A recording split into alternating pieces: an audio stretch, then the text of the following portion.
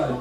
Ele foi o senador mais votado da história de São Paulo e tem décadas de experiência em políticas públicas. Ele foi um dos fundadores do PT também. O segundo palestrante é Hussein Kalou. Um salve de palmas, por favor.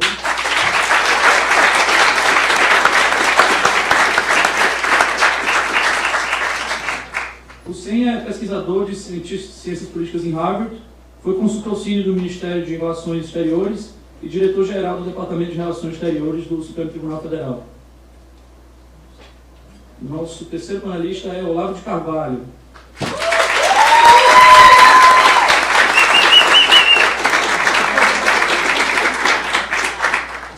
Olavo é escritor, conferencista, jornalista e filósofo. Foi professor da PUC, é professor da PUC do Paraná e trabalhou na Folha de São Paulo, Época e o Globo, entre outros jornais de estado. Agora, o nosso moderador, Pedro Henrique Cristo.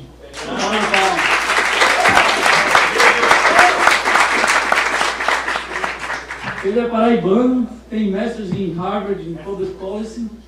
Ele tem background de arquitetura, mas hoje mexe com políticas públicas por Harvard e sua tese de mestrado virou aula na escola de design.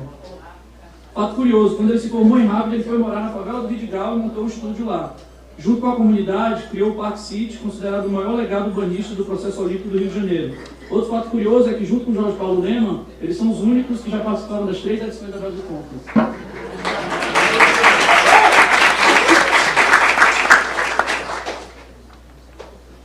Bem, todo mundo sentar, por favor. Eu tenho essa missão de ser o moderador e gostaria de pedir a todos para primeiro sentarem, né, para a gente poder conversar. Eu vou fazer uma pequena introdução para contextualizar o que está acontecendo. Eu acho que uma das coisas mais legais de Harvard e do MIT é a oportunidade de a gente ter o contraditório e um diálogo com respeito, sempre com o objetivo de uma construção. Vou sentar também para ir com vocês. Pois bem, né? Foi falado aqui na minha introdução que eu morei na favela do Vidigal e quando eu me formei aqui em Harvard eu tive a honra da minha tese virar aula na escola de desenho, mas eu senti muita falta de um conhecimento de campo mesmo, porque eu sabia que as bases de dados estavam enviesadas, que o que eu escutava de um lado, dito de esquerda, do outro, de direita, que são conceitos ultrapassados, não eram reflexões reais da verdade, e fui lá saber eu mesmo ser parte daquele contexto para entender como é que funcionava. E nesses 5 anos a gente dedicou a vida, a alma, todos os sacrifícios possíveis, nossa capacidade, trabalho, esforço, e conseguimos criar um parque, que era um lixão de 20 toneladas, um projeto criado pela comunidade, com um investimento de R$350 mil. Está aqui a Patrícia, uma das investidoras, a primeira investidora, né, Patrícia? Dá um alô para o pessoal aqui, por favor. E envergonhada. Mas o Edu fez. E foi um processo pedagógico que a gente viveu, todas as partes da coalizão, tanto os investidores, nós experts e a comunidade, e a gente conseguiu criar o que foi considerado no urbanístico o maior legado olímpico do Rio de Janeiro, né? Que foi o terreno que mais valorizou em termos imobiliários, e a gente conseguiu a controle da gestão territorial para a comunidade e a favela. O investimento de 350 mil foi transformado num parque valorizado em mais de 58 milhões de reais, só que a gente bateu no teto da ditadura que existe no Brasil hoje, que é a ditadura da corrupção e da violência. E quando você cresce, de certa forma, você chega a um tamanho que incomoda o sistema, você tem algumas opções. Ou você fecha com ele, ou você corre, ou você morre. E o que aconteceu foi que logo depois que o parque foi criado, lideranças lá do Poder Paralelo chegaram e quiseram tomar o controle do parque, o que eu e o presidente do parque, um senhor chamado Mauro Quintanilha, de 56 anos, nos negamos a fazer. E a resposta deles foi que a gente tinha 5 dias para fazer o que eles queriam, cometer um crime, que a gente se negou, ou então morrer. Então a gente está exilado em São Paulo agora, só que a vida joga limão em você tem que transformar em limonada, né? Então, nessa lógica, nesse contexto que a gente está vivendo no Brasil, tanta violência, só a Síria tem mais homicídios em números absolutos que o nosso país, e uma polarização cultural e política tão forte que existe, a primeira pergunta que eu gostaria de fazer para vocês nas próprias falas é: como é que a gente sai desse jogo de soma zero, onde se um ganha, o outro tem que perder, para a gente trabalhar num jogo de soma não zero, onde a gente pode ter uma interseção de interesses e ter um ganha-ganha na construção social, cultural e política do país. Então, eu gostaria de pedir ao senhor Eduardo Suplicy, se eu pudesse começar, por favor, 5 minutos. Obrigado.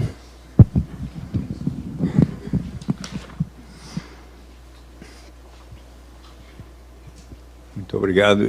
Para mim é uma honra aqui estar convidado por vocês de Harvard University, do MIT, para participar desse simpósio de extraordinária qualidade. Cumprimento tantas pessoas de enorme importância que, inclusive, nos honram com a sua presença, a começar com o presidente do Supremo Tribunal, Gilmar, presidente Cláudio Costin, Alessandro Molon e tantos outros que vejo aqui, e gostaria de cumprimentar, então, Hussein Calau, Olavo de Carvalho e Pedro Henrique. E respondendo à sua indagação, acho que é importante, cumprimentando pelo trabalho extraordinário ali no Rio de Janeiro, que possamos avançar para construir uma sociedade justa, civilizada, fazer do Brasil um país com muito maior grau de fraternidade, solidariedade.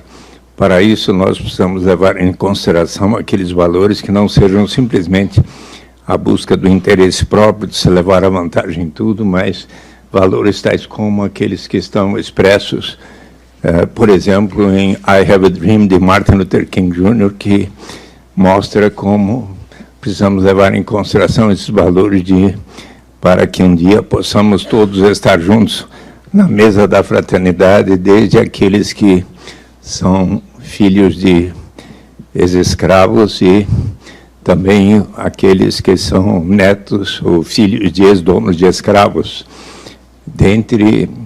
Então, precisamos saber quais aquelas políticas, instrumentos de política econômica que possam significar a aplicação destes valores e dos princípios tais como expressos por John Rawls em uma teoria da justiça, de igual liberdade, de diferença, de igualdade de oportunidades, de igual liberdade, segundo o qual toda pessoa precisa ter um conjunto de liberdades básicas fundamentais, como de livre expressão, livre associação, ir e vir, votar, ser votado, e todas as demais que possam ser estendidas a todos na sociedade, de diferença, segundo a qual para qualquer diferença socioeconômica que possa existir na sociedade só se justifica se for em benefício dos que menos têm e de maneira a prover igualdade de oportunidades a todos. Suponhamos aqui que sejamos um bom time de futebol, de basquete, mas dentro desse time tem pessoas como o Pelé, o Garrincha, o Neymar, a Marta, a Hortência e a Paula. Então nós vamos conversar com eles, olha, vamos definir a remuneração de cada um. Como vocês são craques excepcionais e nós queremos atingir o maior objetivo possível, ganhar o campeonato este ano, e vocês têm remuneração melhor do que a nossa, mas também nós vamos ganhar alguma coisa, não tanto quanto vocês, chegamos a um consenso, e aí as diferenças são de maneira a se justificar por igualdade em instrumentos podem caminhar nessa direção. A boa educação para todos, as crianças, os jovens, os adultos, para os que não tiveram boas oportunidades quando eram crianças. A reforma agrária num país ainda que é tão desigual na sua estrutura fundiária, a expansão do microprodução e o aperfeiçoamento das formas de transferência de renda. Nós temos diversas novidades que todos aqui sabem que o Brasil foi o primeiro país a aprovar em 2004 que instituirá por etapas, a critério do Poder Executivo, a renda básica de cidadania, direito de toda e qualquer pessoa, não importa sua origem, raça, sexo, idade, condição civil ou socioeconômica, de participarmos todos da riqueza comum de nossa nação. Se trata de um instrumento que efetivamente colaborará para prover dignidade e liberdade real para todos. Nós temos hoje o Bolsa Família, que avançou significativamente. Hoje são 13 milhões e 700 mil famílias inscritas, quase 48 milhões de pessoas, quase um quarto dos 206 milhões, mas um dia, diz a lei, será estendida a toda e qualquer pessoa, inclusive, diz a lei, aos estrangeiros residentes no Brasil há 5 anos ou mais, a ninguém será negado, até para o Olavo de Carvalho, ainda que ele não precise necessariamente, mas Só que os que temos mais, como eu e ele, vamos contribuir para que nós próprios e todos os demais venham a receber. Que vantagens há? Eliminamos inteiramente a burocracia envolvida em ter que saber quanto cada um ganha no mercado formal ou informal. Eliminamos qualquer estigma ou sentimento de vergonha de uma pessoa precisar dizer eu só recebo tanto, por isso mereço tal complemento de renda. Eliminamos o fenômeno da dependência, segundo o qual, se tivermos um sistema que diz que não recebe até tanto, tem o direito a tal complemento, e a pessoa está por decidir, vou ou não iniciar essa atividade que vai me render esse tanto, mas se eu iniciar, ela receber esse tanto, e daí vem o governo e me retira o que eu estava recebendo naquele programa, eu talvez desisto e entro na armadilha da pobreza ou do desemprego. Isso. Mas qual será a maior vantagem? Exatamente do ponto de vista de que nos fala o grande Prêmio Nobel de Economia e Desenvolvimento como liberdade, Amartya Sen, que desenvolvimento, se for para valer, deve significar maior grau de liberdade para todos. Ele relata que... Desculpa interrompê-lo. Perfeito, a gente tem mais 30 segundos.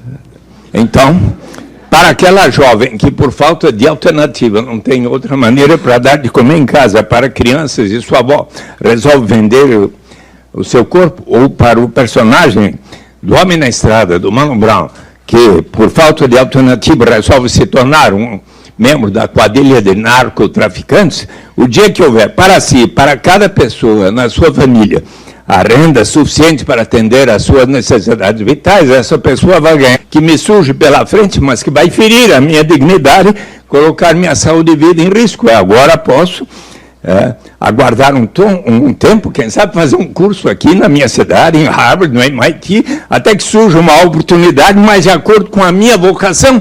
É neste sentido, pois, que a renda básica de cidadania elevará o grau de dignidade e liberdade para todos. A propósito, eu quero recomendar a todos o livro que acaba de sair, da Basic Income, do filósofo e economista Philip Van Parijs, que foi aquele convidado para dar aulas de filosofia em Harvard, quando faleceu John Rawls, e que deu uma aula maravilhosa, convidado pelo Amartya Sen, aqui em Harvard. Eu vim assistir a primeira aula deles e fiquei encantado.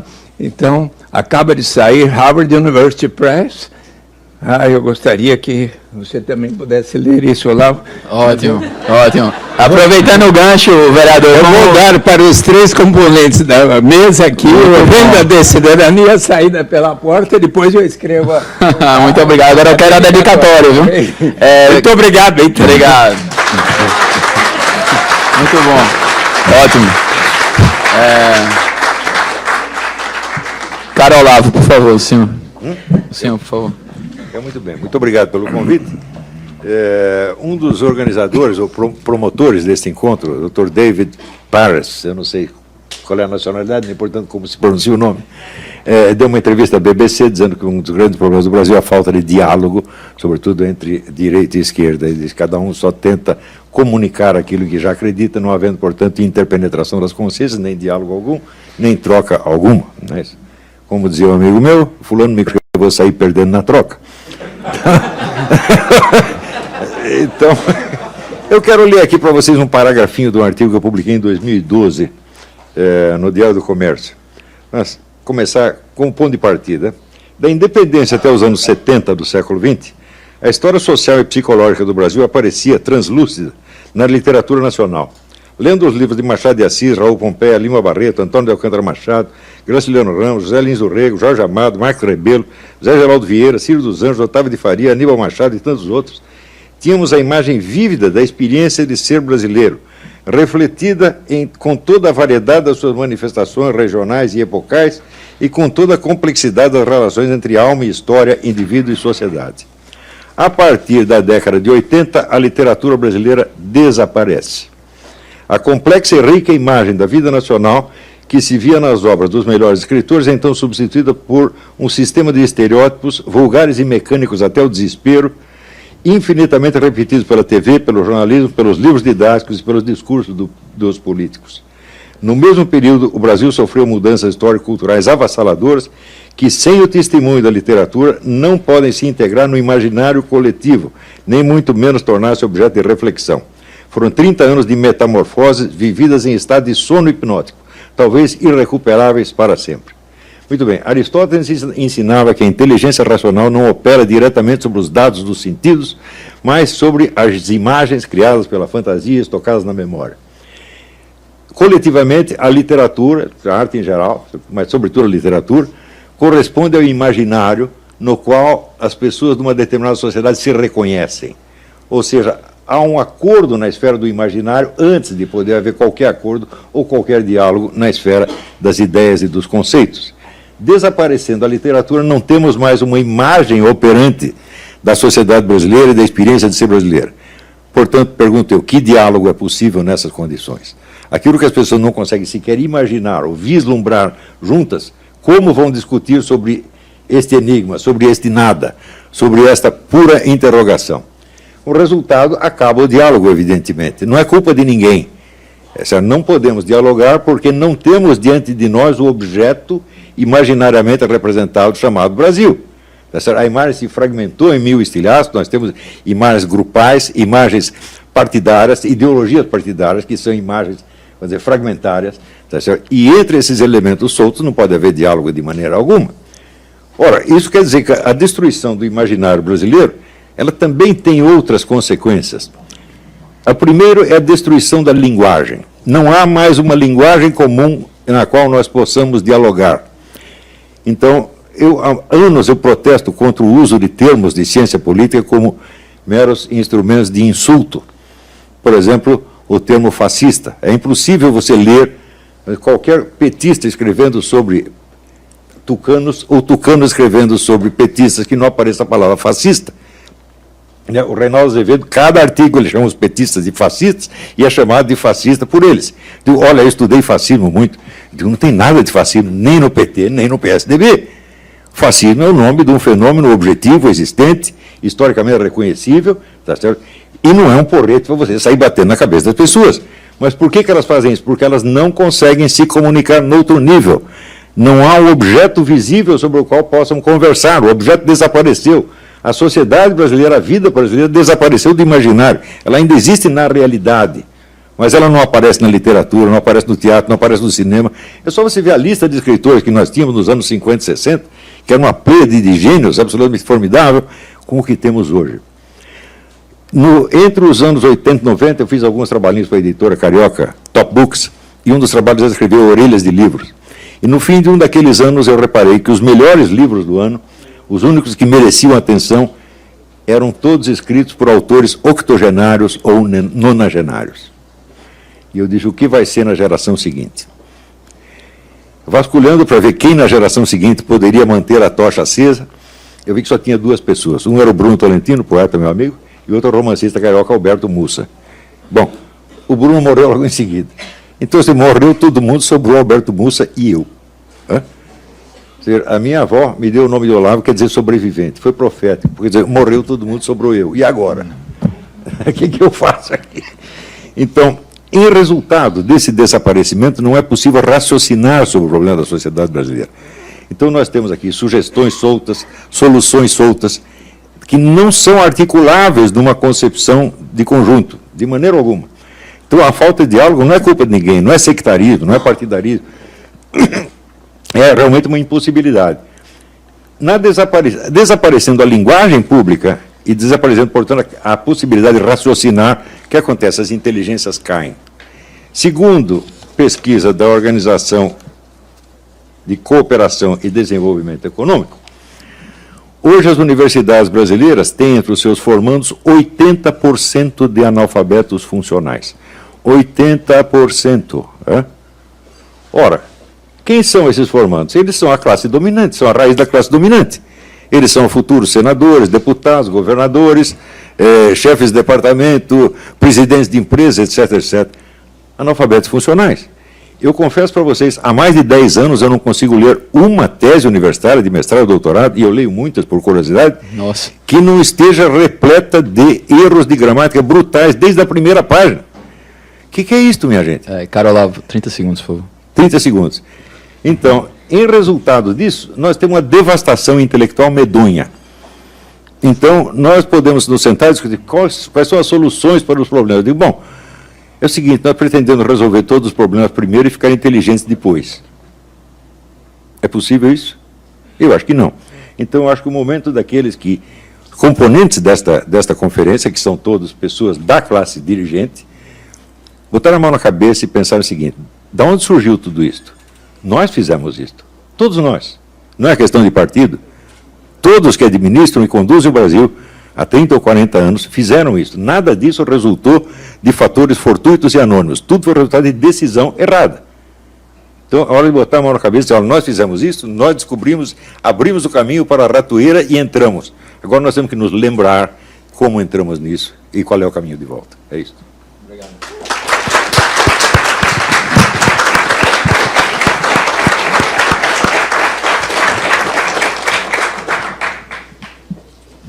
Bom dia a todos. É um prazer estar aqui novamente na cidade de Cambridge, depois de 4 anos que eu vivi aqui.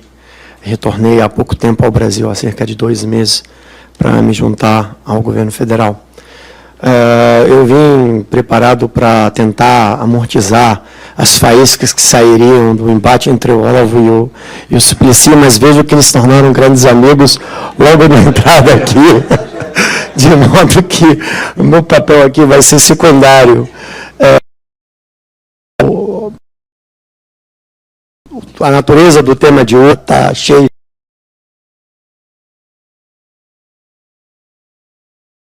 de dimensão, né? O Brasil deveria dar a essa temática em toda. Então, eu vou ser estranho que no Brasil se criou a mania projetos sociais. Eu acho que isso é um projetos sociais. Cuidado na sociedade. O Olavo trouxe um ponto também muito importante, que a gente não tem uma visão de país para a gente almejar, trabalhar por ela, falta essa objetificação do que é o Brasil e essa identidade. E o Hussein traz essa narrativa que é fundamental, de que ninguém é dono de nenhuma reforma social, que isso são projetos de Estado. Nesse sentido, a minha próxima pergunta para vocês três, e de forma um pouco mais rápida vocês responderem: quais seriam as 3 reformas de Estado, não de governo, que dependem de 12 a 20 anos de trabalho de partidos de centro-esquerda, centro-direita, de centro e outras vertentes, que cada um de vocês proporia, que vocês acham que vocês proporiam em comum, que vocês concordam? Se puder começar, o Suplicy, e depois chega para você, Hussein. Por favor, vereador. Bem, primeiro quero dizer que estive muito de acordo com algumas das suas observações sobre a necessidade de dialogar mais. Eu não costumo chamar meus adversários de fascistas e também não sou assim chamado, mas eu acho que é importantíssimo estarmos desenvolvendo diálogo e chegarmos a objetivos comuns. Eu quero ressaltar a proposta da renda básica de cidadania. Foi aprovada em dezembro de 2002 e em dezembro de 2003, no Senado e depois na Câmara, por todos os partidos. Então, eu acho que, tipicamente, isso pode alcançar, só que precisamos levar em consideração, eu quero propor ao Hussein que, aliás, como secretário, constituir um grupo de trabalho, acredito que possa ser chefiado pelo IPEA, onde há economistas, por exemplo, como o Serguei Soares e Pedro Herculano, que fizeram um estudo em 2011, por exemplo, comparando o Bolsa Família, o Salário Família e o desconto de imposto de renda permitido para cada pessoa que ganha muito, mas que pode descontar o imposto de renda por dependente até 16 anos, e sendo que esse é maior que os outros 2, mas uma renda base dos brasileiros para usar a instituição como um primeiro destes 3 instrumentos que podem ter a sua consecução o mais cedo possível. Ressalto que mais e mais países em todo o mundo estão implementando formas de renda básica de cidadania, mas a mais bem-sucedida, se me permitem aqui, eu vou precisar 2 minutos para falar, falo no final, é o que acontece no final, por favor. Eu falarei quando tiver outra oportunidade, Mas vou contar o que acontece no Alasca, mas também em Macau, que eu visitei desde 2008. A Finlândia começou a experimentar neste ano. Utrecht e 20 cidades da Holanda querem experimentar, a província de Ontário, no Canadá, também, e assim por diante. E claro que o outro ponto importantíssimo é a melhoria da qualidade de educação para todas as pessoas, e sobre isso vocês vão ter aqui a palavra de tantas pessoas que vão falar a respeito, como a Cláudia Costinho, o Cláudio Haddad e tantos outros. E eu acho que também avalio como muito importante que estejamos implementando, estimulando as formas de economia solidária, de cooperativas, que constituem um outro instrumento formidável para se atingir maior igualdade. Obrigado.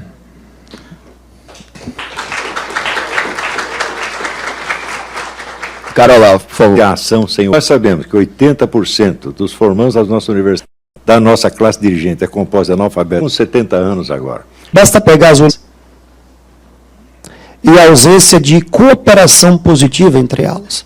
Você pega uma universidade como, por exemplo, a minha, a Universidade de Brasília, pega na área de ciência, talvez na área de biologia, estão avançados.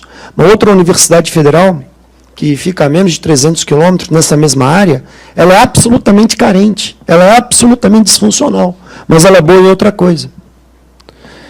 Então, os nossos centros de pesquisa entre as universidades não são interconectados, eles operam de forma totalmente descoordenada e dispersa. Tá? A gente não consegue organizar de modo orgânico e até sistêmico os nossos melhores centros de pesquisa, eles operam de forma, digamos, fragmentada. E isso graças ao modelo que nós temos. Eu estou falando de universidade pública, privada é outros 500, mas o modelo de universidade pública no Brasil é muito ruim. Tá? O que é preciso fazer? Uma reforma? Sem dúvida nenhuma. Mas reforma toca quê? Quebra de monopólio. Como é que se quebra o monopólio? Eis a discussão. E isso, me parece que o Congresso Nacional está um pouco ausente desse debate sobre essa reforma específica no ensino superior. E a ausência de um consenso. O Brasil é um país que não produz ciência. Ponto. Não se investe em ciência. O investimento em ciência é entendido como gasto, não como matéria de segurança nacional, como disse, ou como projeto de Estado. Vá em qualquer universidade federal e diga que você precisa fazer uma pesquisa sobre qualquer coisa. Se você conseguir tirar R$2.000, por favor, me procure que eu te dou outros 2.000 iguais. Não se consegue. Tá? Então, eu acho que nós precisamos reorientar as nossas prioridades, e especialmente no campo educacional. Tá? E isso não quer dizer, se a gente focar na primeira infância, não tem que focar na qualificação dos professores, não tem que focar na reforma do ensino superior universitário. Qual é o estímulo dos professores universitários, dos pesquisadores universitários no Brasil? Por exemplo, o sujeito que quer desenvolver uma pesquisa não tem recursos, não tem instrumentos, não tem meios. E, literalmente, a nossa academia, desculpa o termo, vai se emborrecendo. E nós passamos a ter o quê? Fuga de cérebros. E esse é um dos grandes fenômenos que o Brasil sofre hoje.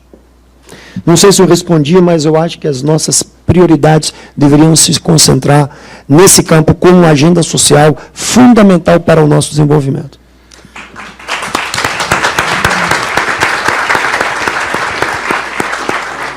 É excelente, que está bem claro que a gente tem um propósito em comum, que é a reforma educacional do Brasil. O grande desafio é que qualquer reforma de Estado é antes uma reforma no meio político. Tem que ter uma ação política coordenada.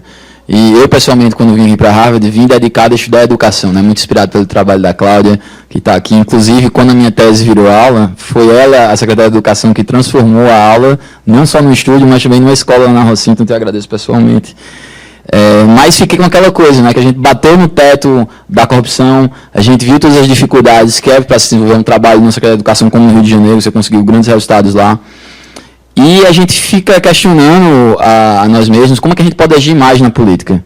E a tentativa maior que os grupos de nossas faixas etárias tiveram foi: vamos influenciar a política pública, vamos ser diretores de fundação, vamos ser secretários executivos, o que é um conto de fadas. Você só faz política pública como político eleito. Então, por isso, eu e outras pessoas fundamos um movimento chamado Brasil 21, que a gente está dialogando com o Partido Novo, João Dionísio está aqui, que junto com a Rede, eles têm a honra de ser os únicos partidos que não fizeram o caixa 2, né? A gente tem que reverenciar isso. E foi muito interessante o que João me falou quando eu conheci ele. Ele fez: pô, eu não vou abrir outra ONG, vou abrir um partido, porque esse é o meio da gente inferir para uma real mudança. Então, na arena política, temos que trabalhar agora pela questão das coligações, para fazer uma reforma do Estado. Para a gente abrir para o pessoal aqui para as perguntas, que coligações possíveis cada um de vocês vem de forma bem rápida e sucinta, capazes de liderar essa reforma de Estado que o Brasil precisa, enquanto nossa janela demográfica se fecha nos próximos 15 anos, e a gente já tem uma previdência caríssima, vai ter ainda mais cara, sem nenhum ganho de produtividade nem valor agregado na economia. Por favor, se você. Queria que encontrei uma divergência com o Olavo de Carvalho, porque ele disse que está com 5 anos menos do que eu e não tenciona propor em vida que ele consiga almejar, conseguir uma meta.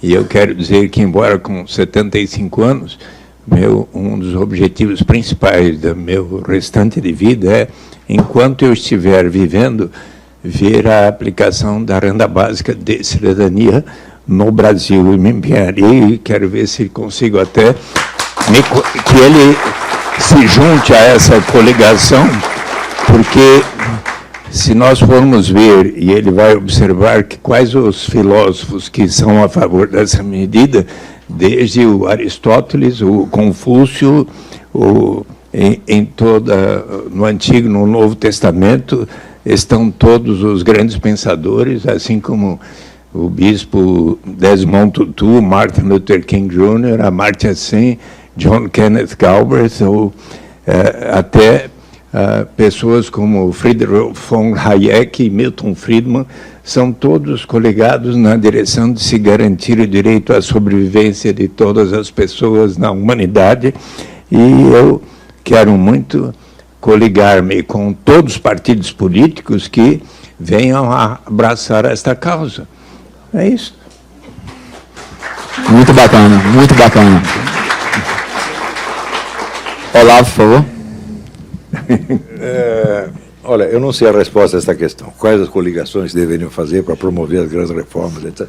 Essa questão está infinitamente acima da minha capacidade, como está infinitamente acima da capacidade de todo o parlamento brasileiro e de toda a classe universitária brasileira. Essa que é, vamos dizer... Então, acho que a gente faz, a gente desiste, não, temos que lutar, né? Em primeiro lugar, nós vemos que o ponto nevrálgico aqui é a educação. Aqui estamos de pleno acordo, aqui todos nós. Só que a palavra educação, o conceito de educação, pressupõe uma hierarquia de valores, uma separação entre o que merece ser transmitido e o que merece ser esquecido. Ao passo que essa distinção, hoje, ela é combatida por toda a classe falante do Brasil. Se você disser, por exemplo, que um quadro de Poussin ou de Velázquez vale mais do que um grafite na parede, você é chamado de fascista. Então, o conceito mesmo de educação está destruído na base. Se não há uma separação, uma distinção entre o que é valoroso e deve ser transmitido à próxima geração e o que não precisa ser transmitido, acabou a educação. Então, isso quer dizer que o problema da nossa educação não é assim, não é falta de verbas, não é um problema administrativo, não é um problema econômico, não é sequer um problema político. Nós não temos a concepção de educação. E não temos a concepção de educação por quê? Não temos a concepção de Brasil, não temos a visão integral da sociedade brasileira que tínhamos em outra época. Então, o objeto do nosso pensamento desapareceu da nossa frente, nós não conseguimos enxergá-lo e o substituímos por palavras. Por exemplo, nós falamos em direitos. Eu não tenho a menor dúvida de que o nosso amigo aqui, o ex-senador Suplicy, tem razão ao dizer que toda pessoa ao nascer tem certos direitos. Mas, como ensinava a filósofa Simone Weil, os franceses pronunciam Weil, mas eu me recuso a fazer isso, no livro L'Enracinement, o Arraigamento, que é um dos grandes livros do século XX, ele diz assim, então o que é um direito? Direito não é nada mais do que o efeito. Se eu digo, por exemplo, as crianças têm direito de ser alimentadas, mas eu não sou capaz de dizer quem tem a obrigação de alimentá-las, na verdade elas não têm direito nenhum. Então, em vez de dizer, cada brasileiro tem direito a isso, nós temos que assinalar quem tem a obrigação de atendê-los. a nossa Constituição está cheia de direitos, mas não diz quem tem a obrigação de atender a esses direitos. Então não adianta nada. Então está na hora de começar a fixar as obrigações dos diversos setores da sociedade, das diversas classes sociais, qual é a obrigação do empresariado, qual é a obrigação do político, qual é a obrigação do professor universitário, qual é a nossa obrigação aqui, e assim os direitos decorrerão disto sem precisar sequer ser proclamados. Você vê, a primeira grande proclamação de direitos que houve na história foi a Declaração dos Direitos dos Homens e do Cidadão, que foi a Revolução Francesa. Seguiu-se que uma sangueira desgraçada, a queda da França na ditadura de Napoleão e um século inteiro de crise dos quais a França não saiu, na verdade, até hoje. Então, essa palavra direito, cada vez que eu escuto, olha, você tem direito, eu falo, não quero, por favor. Eu tenho medo dessa coisa. Entendeu? Eu estou aposentado, teoricamente, faz 25 anos, nunca fui buscar o dinheiro. Nunca. Porque acho que isso dá azar. Obrigado, senhor Olavo. Hussein, por favor.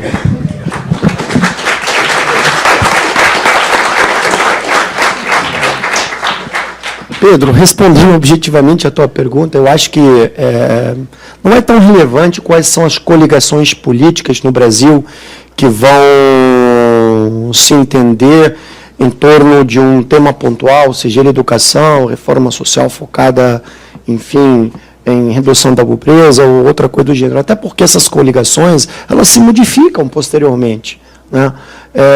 Elas sofrem transmutações. Então, o que importa, de fato, é um pacto de Estado em torno de alguns temas pontualmente, em que todos estejam comprometidos a implementar essas reformas. Isso que importa. Não importa se você vai fazer uma coalizão entre 5, 6, 10, 15 ou 20 partidos políticos, se ao cabo, 6 meses depois, essa coalizão ela vai ruir, os 6, 7 delas, 6, 7, 8 partidos saem dessa coalizão. Isso é irrelevante, na verdade. O importante é quais são as prioridades, como executar essas prioridades, qual é o compromisso de cada partido com essas prioridades, ok? E que resultados nós queremos, isso que importa. E aí, se você tem isso definido, você muito mais facilmente consegue organizar o sistema político em torno disso. Essa é a minha resposta. Quem diria, hein? Quem diria, você, que nessa mesa quem ia discordar ia ser nós dois? Pô, nós estamos quase ganhando um prêmio Nobel da Paz. Exatamente. Mas, em resposta, eu acho que sim, as coligações ruins, e se com coligações elas já ruins, imagina sem, né? Na prática a gente tem visto um pouco diferente, mas sua opinião é válida também. Queria abrir para 2 perguntas, um homem e uma mulher, por favor, quem está interessado? Ela ali, por favor. Se apresenta e, por favor, a gente tem uma regra lá em Harvard, e aqui no MIT também, que você tem que fazer uma pergunta, tá certo? Tá bom. É isso. Exatamente. Vem pra cá. Vem pra cá, vem pro meu lado aqui. Vem. Você? Sim. Pronto. Onde ir? Okay. Você falou...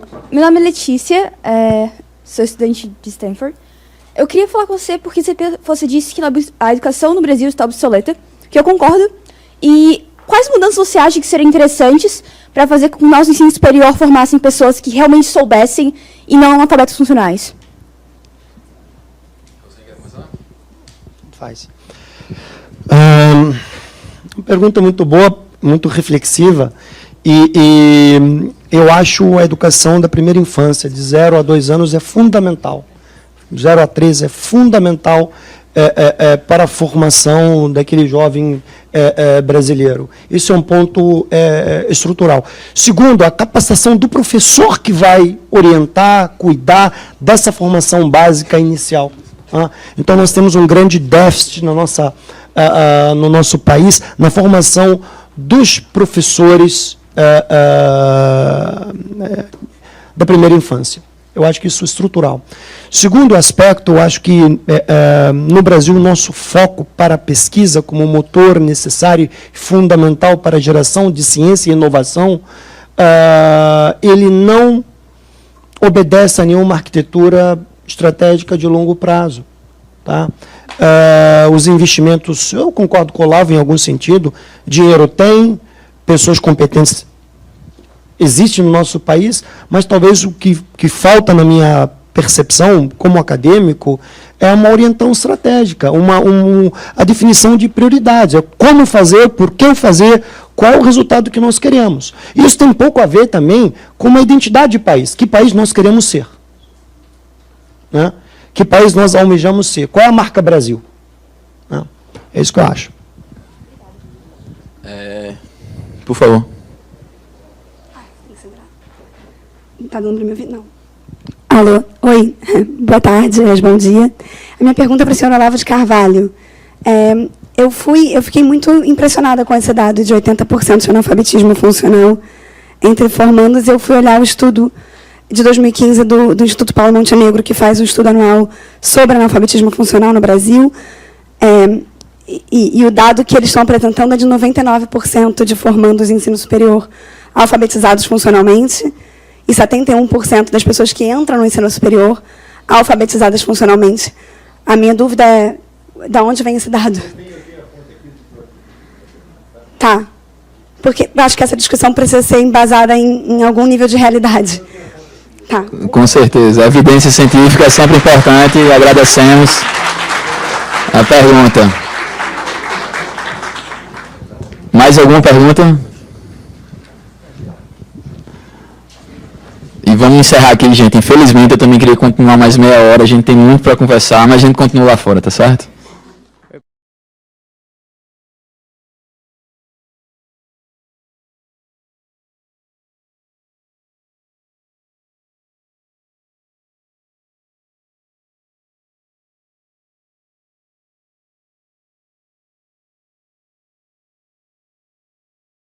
Da pesca, mas boa parte da população era muito pobre.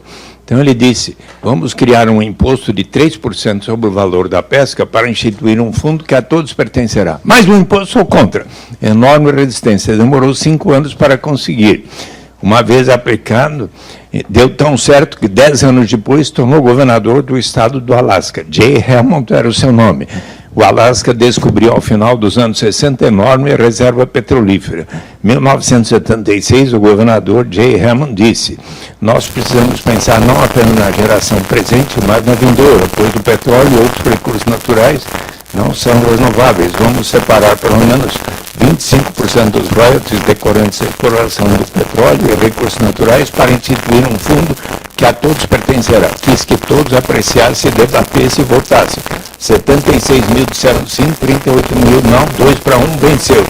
E desde então, aqueles 25%, por alguns anos foi 50%, dos royalties passaram a ser investidos no Fundo Permanente do Alasca em US Bonds, títulos de renda fixa, ações de empresas do Alasca, contribuindo para diversificar a sua economia.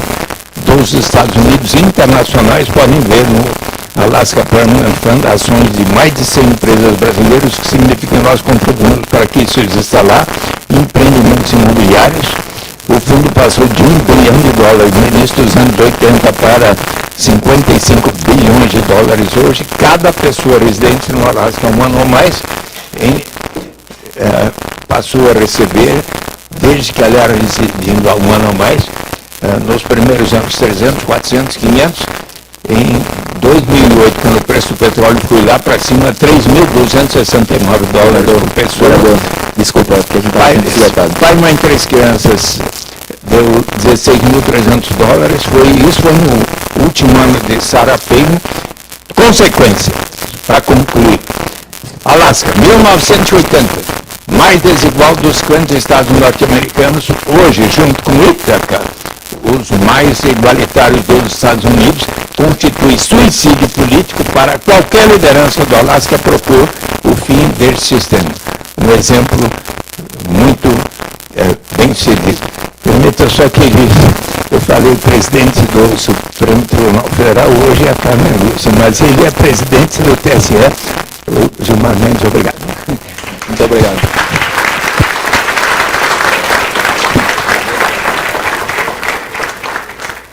Senhor Olavo, por favor. O microfone está na sua esquerda. Isso. Então, qual é a prioridade uma coisa da qual nunca vocês vão ouvir falar, nem na mídia, nem no parlamento. Prioridade número 1 é a educação dos intelectuais, porque os intelectuais são os agentes principais de formação e transformação da sociedade. Eles são os pilotos da mentalidade pública. E se eles não estão preparados, eles não vão preparar ninguém e não vão fazer nada de bom. Tá certo? Isso aí não pode ser um plano de governo, evidentemente, isso tem que ter uma iniciativa da própria sociedade, aqueles que estão conscientes do problema têm que agir. Eu estou agindo, vai fazer mais de 20 anos, para este fim. Eu não vou resolver nenhum problema social, tá certo? Não vou melhorar a renda básica do brasileiro, não vou fazer nada disso. Mas eu prometo para vocês, eu vou legar para a geração seguinte uma camada de intelectuais muito mais sérios e muito mais preparados do que aqueles que nos antecederam. Isso é o que está dando para eu fazer, mas eu acho realmente que esse é o problema central.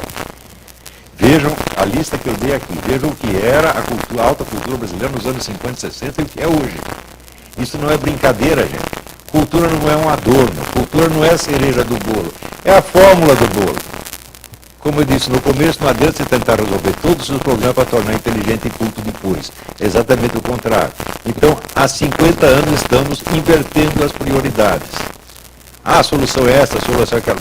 Ninguém sabe todas as soluções, mas nós sabemos que se não houver os agentes qualificados, nenhuma solução vai funcionar jamais. Então, esse é o problema número 1 do Brasil, a formação dos intelectuais. A nossa classe intelectual decaiu de uma maneira impressionante. Muito mais até do que a educação básica, tá certo? Se você comparar a qualidade do debate intelectual no Brasil nos anos 50 e 60, o que tem hoje é uma coisa de você chorar. Ótimo, obrigado. Hussein, palavra rápida. Tá bom? Então eu vou pegar a palavra do Hussein e vou usar para mim. Pedrão, eu acho que o grande problema é a questão da segregação, né? O James Baldwin, que é o intelectual do movimento civil americano, falava que segregação é a convergência de apatia moral e ignorância. E as nossas elites intelectuais, profissionais, na verdade, são muito apáticas moralmente em relação aos problemas da nossa sociedade, são muito ignorantes em relação às realidades que as pessoas vivem. Lá em Poá, onde o Edu ali faz um excelente trabalho, no Capão Redondo, na Janaína, fez toda a sua vida, seu trabalho foi eleito vereador em São Paulo. Então, eu acho que a gente em Harvard, no Haiti, precisa de uma educação também. Foi por isso que eu fui morar na favela, para saber qual era a realidade. Eu estava de saco cheio de ouvir do PT e do PSDB, coisas que não eram reflexo do que acontecia. Então, vamos trabalhar juntos todos. Eu fiquei inspirado por vocês. Agradeço muito a elegância, a diplomacia, o nível intelectual da discussão e os dados.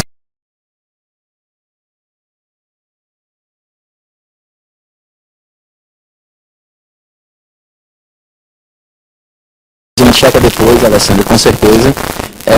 Sou o Marinho, com esse objetivo de sair do conto de fadas, Olavo, e trabalhar na política, onde o senhor, Eduardo Suplicy, fez uma carreira tão brilhante, e onde você luta tão fortemente pela ética e a evidência no trabalho. E mais importante que tudo, a gente sempre lembrar que se o Brasil é o país do futuro, o futuro começa agora e cabe a gente fazer ele.